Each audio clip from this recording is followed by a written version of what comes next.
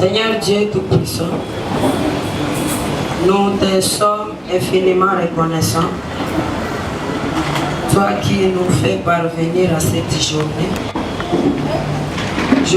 où nous commémorons l'anniversaire de notre ministère. Nous t'élevons, nous te bénissons. Jour pour jour, tu marches avec nous.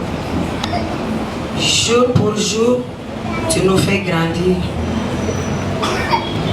Merci, oh Dieu. Alors que nous sommes rassemblés devant toi, nous te demandons, Seigneur, de nous assister pendant cette fête d'enseignement. Nous te prions au nom de Jésus-Christ. Amen. Amen. Aujourd'hui, c'est le dernier jour de notre enseignement qui est intitulé l'épée flamboyante. Nous allons parler à bref. Et tout ça, nous allons parler pendant 3 jours. Nous avions un enseignement intitulé l'épée flamboyante.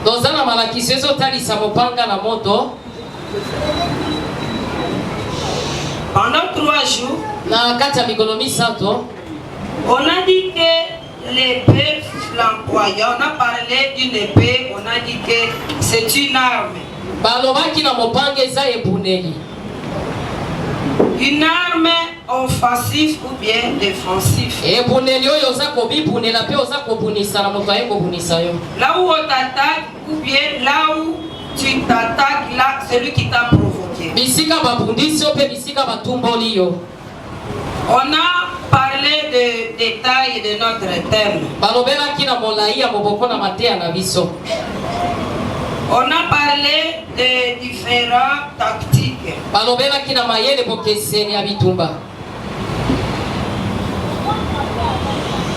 On a dit que dans les combats offensifs, c'est le combat où on t'attaque, l'ennemi t'attaque. Mais avant cela, on avait dit les combats, ce n'est pas seulement les combats de l'ennemi contre l'ennemi. Nous avons dit que le combat, c'est ta vie quotidienne.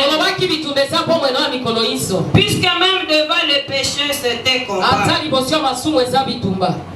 Nous avons dit que dans les combats, il doit y avoir l'adversaire. Il doit y avoir l'adversaire. Et ton adversaire, c'est le diable. Ton adversaire, c'est ton corps toi-même. C'est ton corps. Nous avons dit que dans les combats, il y a des façons dont tu dois te comporter. Dans la façon dont tu dois te comporter dans les combats, on a dit qu'il y a des tactiques. Différentes tactiques. Tu dois te comporter dans les combats offensifs. Tu dois être connecté à l'Éternel.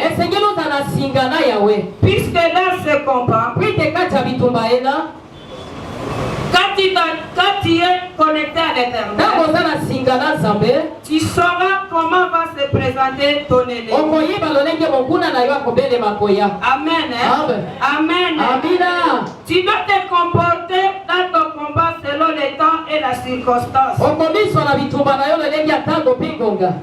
Amen.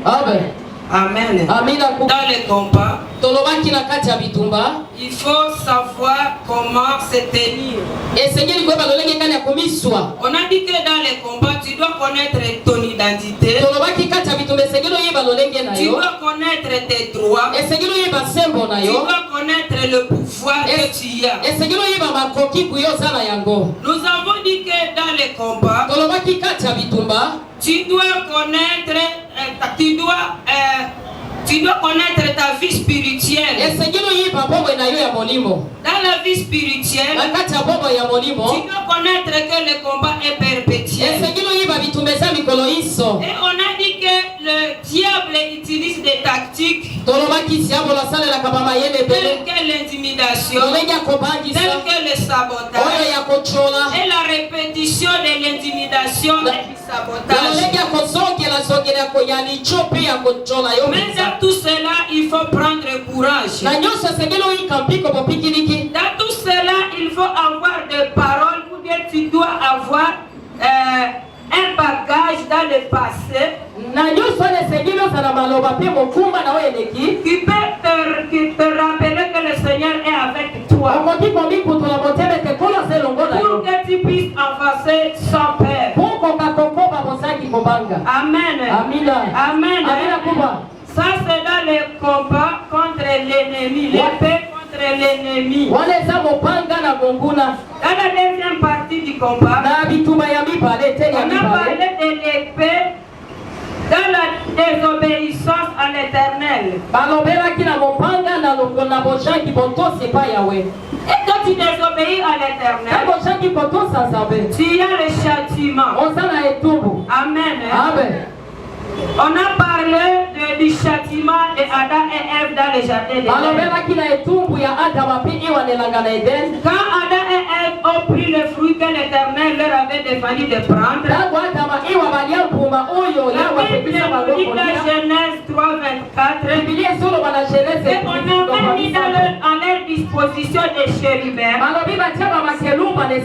Les chérubins avec des épées flamboyantes pour les empêcher d'aller encore retoucher à cet arbre. Puisque s'ils touchaient à cet arbre, nous serions égarés pour l'éternité. Donc on avait déjà pris la mort. Et si on avançait encore avec cet arbre, manger ses fruits, nous qui avait la mort, nous devions encore avoir la vie. Et nous vivrions éternellement dans le péché. C'est pourquoi les chérubins étaient là pour les attendre. Pour vouloir les couper les têtes si ils avançaient. Amen. Et les chérubins ont quitté là-bas. Jésus-Christ était mort sur la croix. Quand le voile était déchiré, le travail des chérubins aussi était fini. Puisque c'est Jésus qui nous avait remis dans le jardin d'Éden. Amen. Notre troisième partie d'aujourd'hui, ça concerne l'épée comme parole de Dieu. Aujourd'hui, nous commençons la troisième partie. La troisième partie où on nous parle de l'épée comme parole de Dieu. Donc la première partie qui était l'épée flamboyante, qui est le combat perpétuel dans ta vie contre l'ennemi. La deuxième partie qui était l'épée dans le châtiment provoqué par la désobéissance à Dieu. Aujourd'hui nous allons parler de l'épée comme parole de Dieu. La Bible aussi appelle la parole de Dieu comme une épée. Amen. La parole est prise dans le sens d'une déclaration. Ou bien même la révélation. Amen. Soyons attentifs. La parole, c'est la déclaration. Quelqu'un peut déclarer contre toi. C'est déjà une parole et ça aura des effets dans ta vie. Il peut déclarer positivement. Ça aura des effets. Et ces effets-là, c'est l'épée. Si c'est négatif, si. La parole a deux sens. Le Réma met l'accent sur les mots prononcés qui véhiculent le message. C'est par exemple quand nous lisons dans Jean 6. 6:60. Simon Pierre lui répondit, Seigneur, à qui irions-nous? Tu as les paroles de la vie éternelle. Nous voyons que ça véhicule le message. Tandis que le logo signifie un message ou une idée communiquée et qui peut impliquer l'intelligence qui a aussi l'idée. C'est comme par exemple dans Jean 4:41. Un beaucoup plus grand nombre crurent à cause de sa parole. Ça c'est le logos. Le logos, on dit que ça signifie un message ou une idée. Selon les différentes définitions de l'épée, après le dictionnaire biblique, l'épée aussi symbolise la parole de Dieu. L'épée symbolise la parole de Dieu. Dans Matthieu 11:34, Jésus dit, je ne suis pas venu non pour apporter la paix, mais l'épée, car je suis venu mettre la division entre l'homme et son père, entre la fille et sa mère, la belle-fille et sa belle-mère. Et l'homme aura pour ennemi les gens de sa maison. Amen. Hein? Amen. Amen. Amina. La parole de Dieu, c'est l'épée. Nous savons que l'objectif ultime de l'évangile, c'est d'apporter la paix avec Dieu. Et on nous dit que la parole c'est l'épée. On peut dire que c'est une contradiction. L'évangile c'est apporter la paix. Et on dit la paix c'est l'épée. Est-ce que nous ne voyons pas que c'est une contradiction? Mais ce n'est pas une contradiction. Dans Jean 14:25, je vous laisse la paix. Je vous donne ma paix. Mais le résultat de cette paix-là, quand Jésus-Christ dit je vous donne la paix, je vous laisse ma paix. Souvent les résultats de cette paix-là amènent des conflits dans des familles. C'est pourquoi on nous dit que la paix c'est l'épée. L'épée c'est la paix. Amen. Amen. C'est une grâce pour toi. Quand tu vis dans ta vie chrétienne, depuis que tu as accepté Jésus-Christ comme Sauveur et Seigneur, on te considère de la même façon. Mais dans d'autres familles, il y a beaucoup de gens qui se sont engagés à Christ. Depuis qu'ils se sont engagés à Christ, automatiquement le combat déclenche dans leur famille. Puisqu'ils s'engagent à Christ, c'est ça notre verset. Quand tu as accepté Jésus-Christ comme Sauveur et Seigneur, tu as déclenché un combat dans ta famille. Bien que dans Ésaïe 9:5 la Bible dit, Jésus-Christ est le prince de la paix. Jésus-Christ est le prince de la paix. Malgré qu'il soit prince de la paix, dans ta famille, depuis que tu as accepté Jésus-Christ comme Sauveur et Seigneur, tu n'as plus la paix. C'est tout le monde qui t'insulte. C'est tout le monde qui te haït. C'est tout le monde qui t'abandonne. Tu n'as plus d'amis dans ta famille puisque tu t'es engagé à Christ. Si par exemple tu étais voleur et tu amenais de l'argent à ta mère, quand tu t'es engagé à Christ, ne crois pas que ta mère païenne va t'aimer. Il va te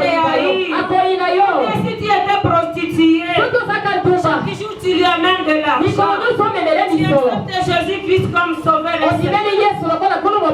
ta propre mère va te haïr. Tu viens d'amener l'épée dans la famille puisque tu t'es engagé à Christ. Dans beaucoup de familles, ça se passe comme ça. Même dans beaucoup de foyers, puisque la femme commence à prier, la guerre se déclenche dans le foyer. Il y a d'autres, quand ils s'engagent à Christ, les amis les fuient. Et chaque fois que tu vas faire rater leur copie,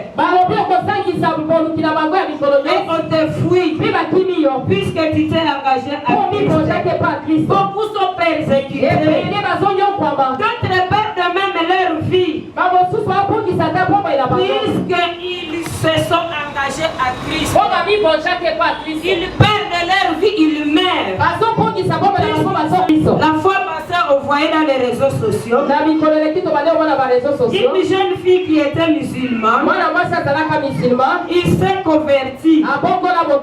Je ne me souviens plus si elle était chinoise, si elle était indienne. Elle s'est convertie. Elle avait perdu sa vie. Sa propre famille l'avait brûlée.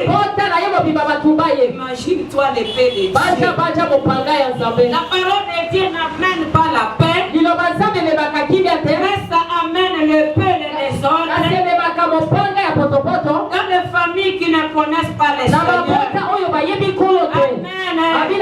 Si ta famille connaît le Seigneur et tu t'es engagé à Christ sans problème, tu glorifies le Seigneur. Ça va te pousser à passer à croître spirituellement. Mais quelque part, ceux qui sont combattus, ils croient difficilement. Puisque leur vie chrétienne, c'est du cache-cache. Amen. Amen. Cette épée-là, c'est la séparation que le message de Christ apporte entre ceux qui suivront son appel et ceux qui ne suivront pas son appel. C'est une épée, car vous n'avez pas un même esprit avec ces gens-là. Amen. C'est une épée. Si par exemple ton père est occultiste, si par exemple ton père est sorcier, il ne va pas t'aimer. Il ne va pas t'aimer. La parole de Dieu à toi sera une épée. Amen. Amen. Psaume 27:10. Quand mon père et ma mère m'auraient abandonné, l'Éternel me recueillera. Amen. Amen. Il faut avoir la joie. Et même s'il t'abandonne, le Seigneur ne peut pas t'abandonner. Le Seigneur ne peut pas t'abandonner. Nous qui avons confiance à l'amour de Dieu, ne craignons pas les conséquences du salut. Ne craignons pas les conséquences de notre fidélité envers le Seigneur. Ça nous coûte cher. Même si ça nous coûte cher, même si ça nous déstabilise, soyons toujours heureux. Car un jour vient, cette fidélité trouvera la récompense dans les cieux. Puisque ton tourment à cause de ton salut, ton tourment à cause de la parole de Dieu à toi, sera une récompense dans les siècles à venir. Amen, amen. À Matthieu 10:32-33. C'est pourquoi quiconque me confessera devant les hommes, je le confesserai aussi devant mon Père qui est dans les cieux. Mais quiconque me reniera devant les hommes, je le renierai aussi devant mon Père qui est dans les cieux. D'ailleurs, il y a une chanson qu'on chante. Celui qui vaincra sera vêtu de blanc. Son nom restera dans le livre de vie. Et je confesserai son nom.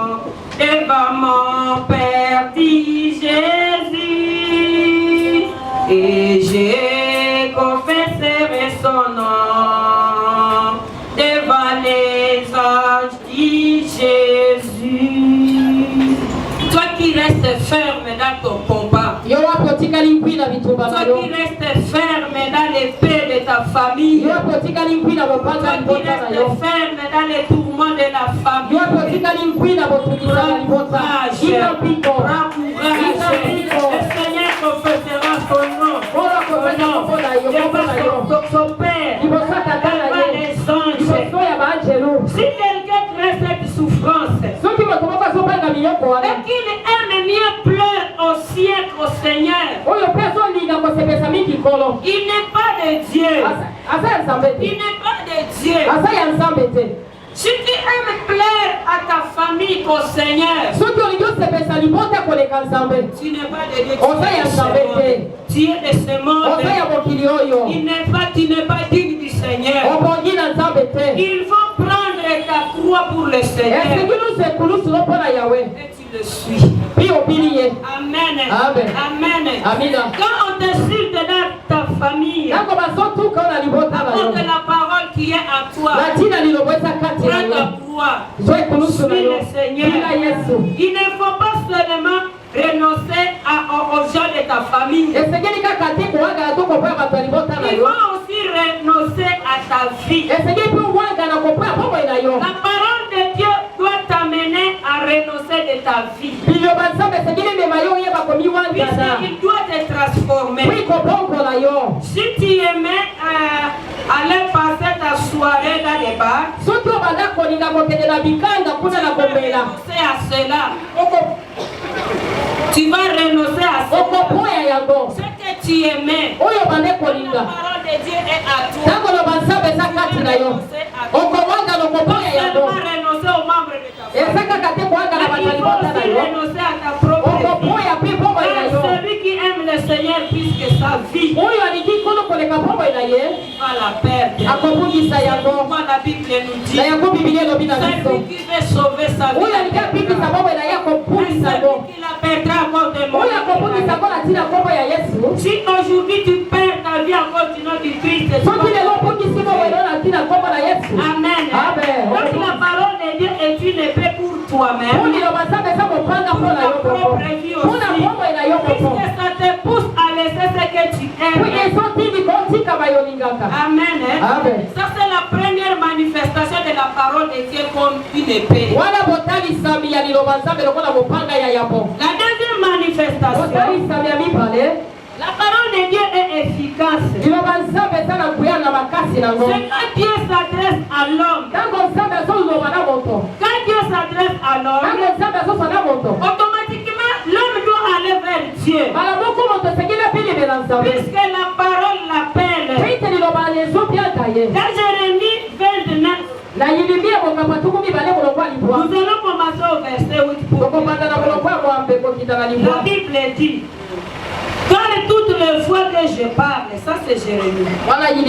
Car toutes les fois que je parle, il faut que je crie, que je dénonce la violence et l'oppression. Et la parole de l'Éternel est pour moi un sujet d'opprobre et de risée chaque jour. Si je dis, je ne ferai plus mention de lui, je ne parlerai plus à son nom. Il y a dans mon cœur comme un feu dévorant qui est enfermé dans mes os. Je m'efforce de les contenir et je ne les puis. Amen. Ça c'est Jérémie qui parle. Jérémie était un prophète de Dieu et serviteur de Dieu. Mais il y avait des fois où Jérémie était tourmenté à cause de conduire, à cause d'intercéder pour le peuple d'Israël. Il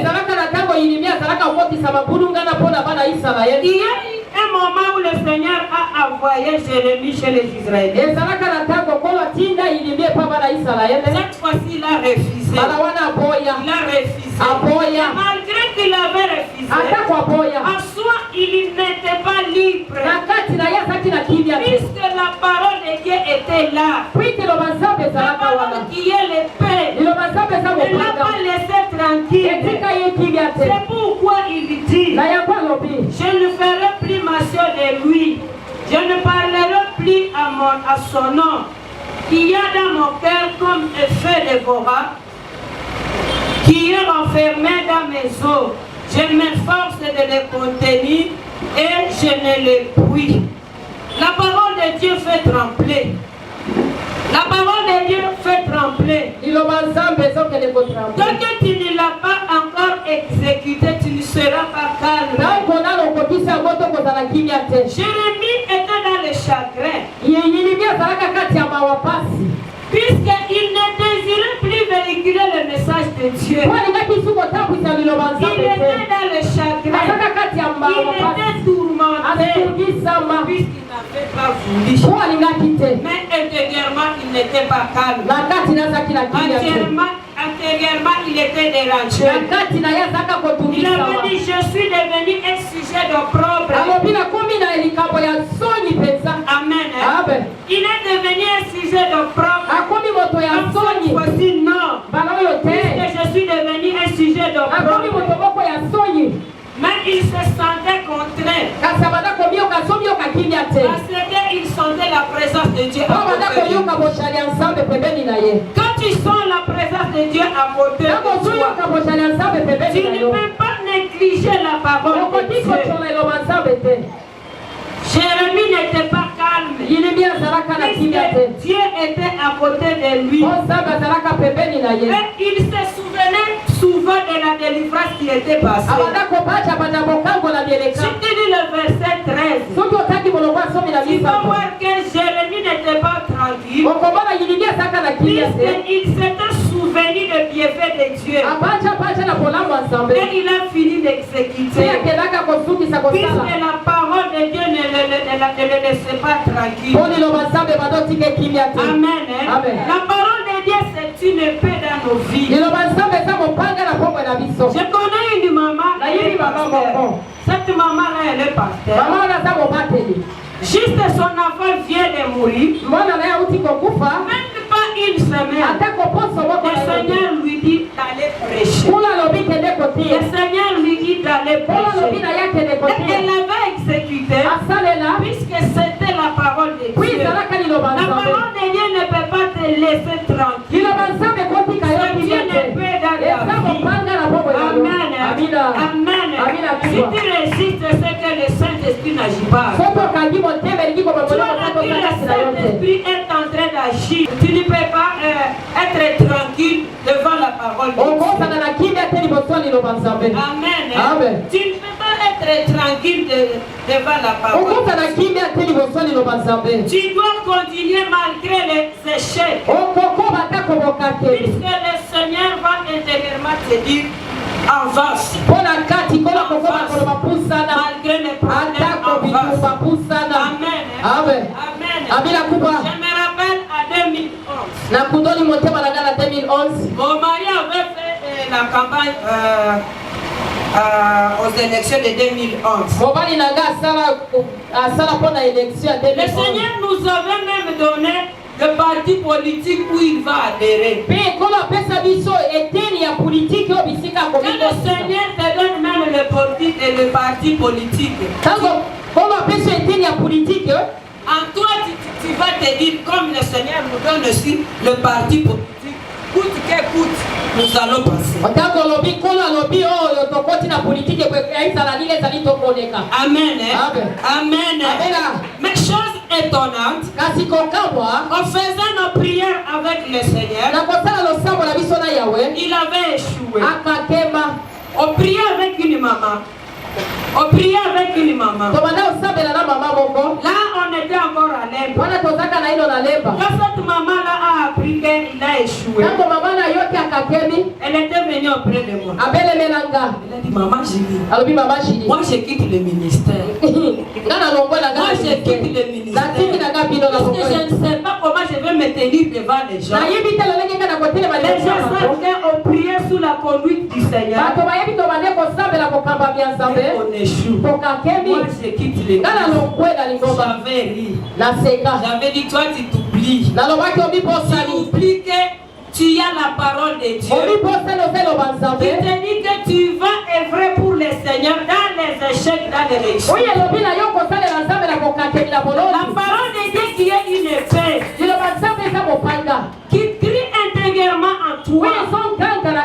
Dans les échecs et dans les réussites, tu dois travailler pour eux. Tu dois continuer à travailler pour eux. Amen, amen. Troisième manifestation de la parole de Dieu, comme épée. Jérémie 23, 29. Ma parole n'est-elle pas comme un feu, dit l'Éternel, et comme un marteau qui brise les rocs? La parole de Dieu, amen. Hein? Amina. On nous dit que la parole de Dieu c'était feu. La parole de Dieu ça brise les rocs.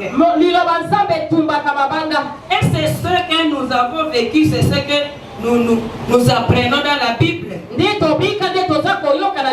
Quand tu vois Sodome et Gomorrhe, si Sodome et Gomorrhe étaient brûlés, c'était la parole de Dieu. C'était la parole de Dieu.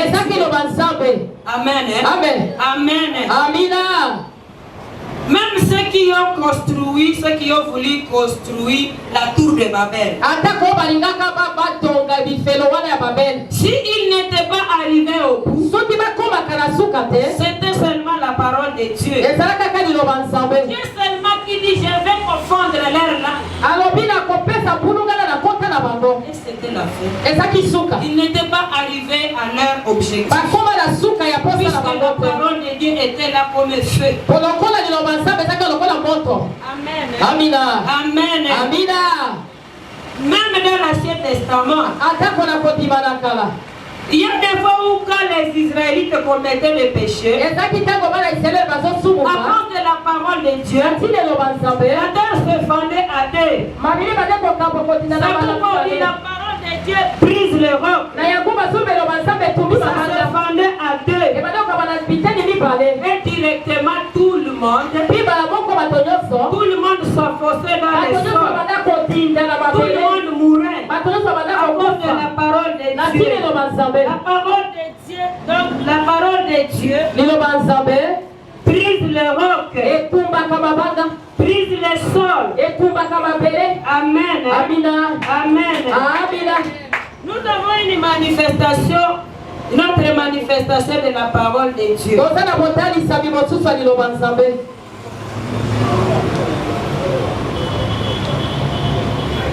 La parole de Dieu déstabilise jusqu'à ce que tu l'exécutes. Si réellement le Saint-Esprit est en train d'agir à toi, la parole de Dieu va te déstabiliser. Nous nous souvenons de la fois passée. Quand le Seigneur m'avait révélé qu'on puisse acheter une moto à son serviteur, j'étais déstabilisé jusqu'à ce que j'ai donné la révélation. Amen. Amen. La parole de Dieu c'est une épée qui doit te déstabiliser. Si tu as un message venu de Dieu, qui est sa parole, donc tu n'as pas encore donné ce message à la destination, tu seras toujours déstabilisé. Nous avons donné un témoignage. On dit un pasteur à Douala, au Cameroun. Ce pasteur-là avait voyagé. Quand il avait voyagé, il avait laissé d'abord son église pour le voyage. On avait besoin d'une parcelle, comme nous ici. Et là où il avait voyagé, on lui avait donné de l'argent. Quand on lui avait donné de l'argent, on dit que c'était $8,000. Amen. C'est comme je peux aller quelque part, on me donne $50,000. Il tobiki. Donc il consomme le pango. À mon retour, je trouve un ami pasteur. Ce pasteur-là avait trouvé un ami pasteur. Il lui a dit il y a un séminaire quelque part. On va suivre ce séminaire. Le pasteur l'a refusé. Son ami a insisté. le séminaire, finalement il a cédé. Quand il a cédé, il est parti participer au séminaire. Pendant le séminaire, le pasteur là qui prêchait, avant de prier pour les gens, il avait dit ceci. Il avait dit, je vois quelqu'un.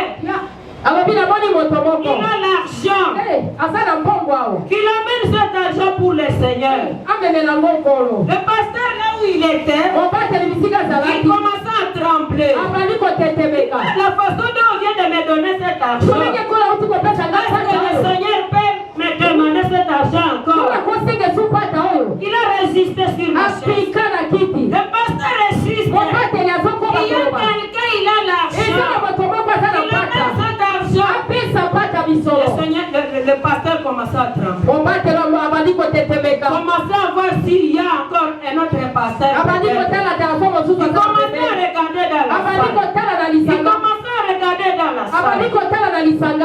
Celui qui prêchait, il a constaté qu'il n'a propre garde. Il a dit c'était pasteur. C'était pasteur. Donc c'est moi. Il a continué à insister. Il a dit il a l'argent. Le pasteur a l'argent. Il vient de telle part. C'était une épée flamboyante pour le pasteur. Il insistait jusqu'à ce que ce pasteur s'est levé en pleurant. S'est levé en pleurant. L'a approché. L'a donné ses 8 000 $. Quand il a donné ses 8 000 $, tu crois qu'il pouvait aimer le pasteur là qu'il a insisté qu'on puisse aller ensemble? Si c'était toi et moi, est-ce qu'on devrait l'aimer? Peut-être on devrait le haïr toute la vie. Il a cédé en pleurant. Amen. Amen. Quand il arrive chez lui, il manque de quoi dire à ses filles. Il avait l'argent. Le Seigneur l'avait dit. Et le Seigneur lui a demandé. Amen. Amen. 3 mois plus tard, le Seigneur qui n'a jamais été redevable à personne. La même parole est tombée sur ce commerçant là-bas. Amen. La même épée est tombée à une autre personne. Le Seigneur commença à le secouer. Va voir le pasteur.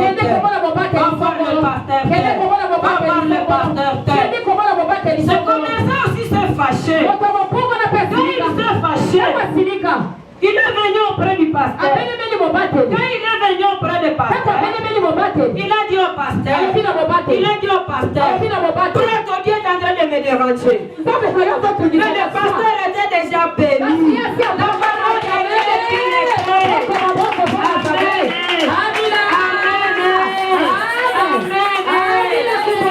quelqu'un que le Seigneur est en train de déranger à cause de toi. D'ailleurs, moi je viens de vivre ça aujourd'hui. Le Seigneur n'a jamais été le devant. Viens de me payer.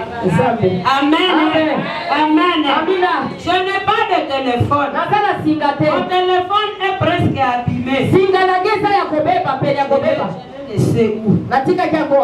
de trouver quelqu'un.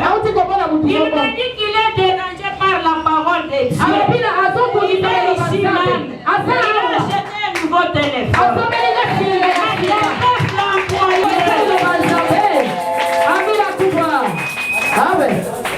Quelquefois, il faut vivre l'expérience du thème pour voir que ça agit. Amen.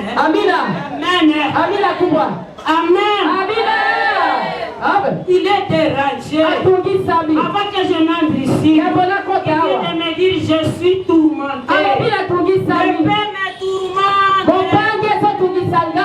Même si je garde encore ce téléphone, ce n'est plus pour moi. Pour que je sois calme, je vais donner le téléphone à sa destination. La destination qui est pour moi, le Seigneur qui vient de me payer, je le glorifie. Il est fidèle.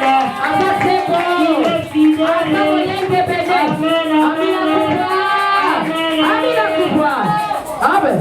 Pour terminer, la 5e manifestation de la parole comme épée. Dans les actes des apôtres, Luc dit ceci. Luc évoque la parole de Dieu, la parole de salut, ou la parole de la grâce. Amen. Amen. Amen. Amen. Là, Luc fait allusion à l'œuvre salvatrice. La parole du salut, la parole de la grâce. Amen. Amen. Amen. Dans les épîtres de Paul, il mentionne aussi la parole de la croix. Quand tu lis 1 Corinthiens 1:18, la parole de la croix, la parole de la vérité. 2 Corinthiens 6:7, la parole de la vie. Philippiens 2:6. Amen.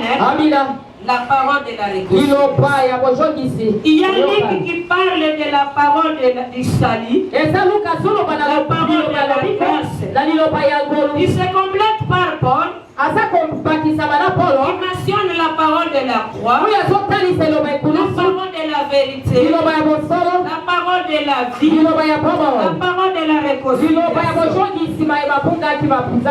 Je vais te dire ce soir, toi qui étais voleur, toi qui étais prostituée, toi qui étais menteur, toi qui avais la haine, toi qui avais la jalousie, toi qui était impunique, tous les péchés étaient à toi. Lorsque tu as attendu la parole salvatrice, la parole de la mort de Jésus-Christ, cette parole-là, ça a été une épée dans ton cœur. Pourquoi tu es ce que tu es aujourd'hui? Cette parole t'a brisé. Cette parole t'a convaincu. Si tu crois à Jésus-Christ, la parole de Jésus-Christ, la parole de la vie, la parole de la croix, t'a convaincu. Toi qui étais incrédule, aujourd'hui, tu t'es pris au pied du Seigneur, parce que tu l'as accepté comme sauveur.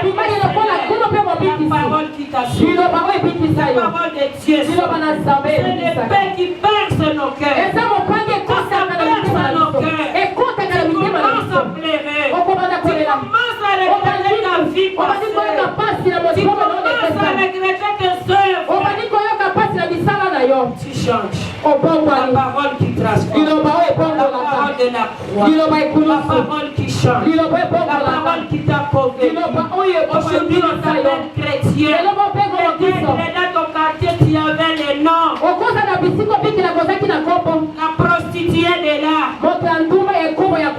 Aujourd'hui, on t'appelle Clémentine. Amen. Aujourd'hui, tu es devenue Clémentine. Puisque on te voit chrétienne. Amen. La parole de Dieu t'a brisé. La parole de la croix a mis à toi une vérité. Une vérité qui donne la vie. La vie qui est éternelle. La vie qui nous connecte à Dieu. La vie qui nous réconcilie à perpétuité avec le Seigneur. La parole de Dieu. Qui est Dieu lui-même. Qui nous conduit dans la vie éternelle. La parole comme épée. L'œuvre salvatrice. Ça nous donne la vie. Ça nous donne la paix. Ça nous donne la joie. joie. Ça nous donne tout ce dont nous avons. Même si nous avons des échecs, nous avons. Même si tu n'as pas encore trouvé ceci ou cela, tu as la Christ qui est qui t'est sauvé. Et tu as reçu comme parole. Il est à toi. Il est à toi. Et il te mène vers la vie. Amen. Amen. Que le Seigneur nous bénisse.